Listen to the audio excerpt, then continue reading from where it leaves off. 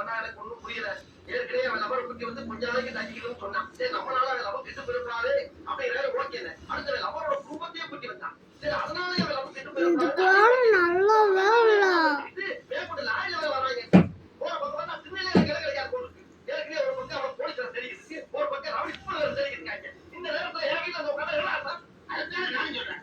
பேசாம வச்சாங்க எப்படி போலீஸ்ல மாட்டி விட்டோம். ஆமா நம்ம ரொம்ப யோசிக்கலாம். அவனை கொண்டு வரப்ப நம்மளே சேர்த்து அடிச்சு கொண்டு போவாங்க. அப்ப ரவுடியில காட்டி கொடுத்துரும். அவனை காட்டி கொடுத்த மாதிரி எங்க இருந்தாலும் காட்டி கொடுத்து கழுத்து அறுத்துட்டாங்கன்னா அப்ப இவனே கழுத்து நாலு தட்டு தட்டி விளையாடுங்க. ஏற்கனவே 20 பேர் ஒரு சட்டை போட்டோம்டா. நம்ம எல்லாம் ஏமாத்தான் கையில அடிச்சு நசுக்கி சட்னி ஆக்கி நக்கிட்டு போயிவானா. அப்ப இப்ப என்னதான் பண்ணலாம்னு சொல்றீங்க? வேற என்ன திருடருக்கு தெரு எடுத்தா கத்தாம இருப்பாங்கல்ல அந்த மாதிரி தான். இந்த மாதிரி அதான் ஏற்கனவே உங்களுக்கு தேர் கிடைச்சது இல்ல. ஒரு நிமிஷம் என்ன ஏப்பா இதுக்கு முன்னால நான் உன்னை ஒரு தடவை கூட பார்த்தேன். அன்னைக்கு நம்ம தொழில் ரீதியா உன்னை பார்த்தோன்னே பறிச்சு அடிச்சிட்டேன். அன்னைக்கு அந்த பறிச்சுக்குள்ள ஒரு தேவை வச்சு எனக்கு தண்டனை கொடுத்தேன். அது பார்த்தா இன்னைக்கு ஒரு 50 டிகிரி கொண்டாந்து இந்த வீட்டுக்கு வச்சிருக்கே. இந்த வீடு என்ன ஆகுது? இந்த கக்கேஷ் பார்த்து போயிட்டாங்க. எத்தனை லட்சத்துக்கு நான் பிராயம் வாங்குறது?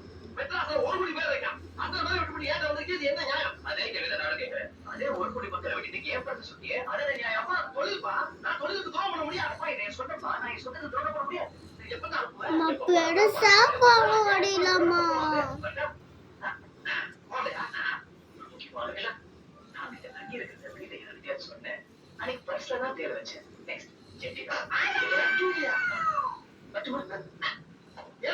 போயிட்டு போனா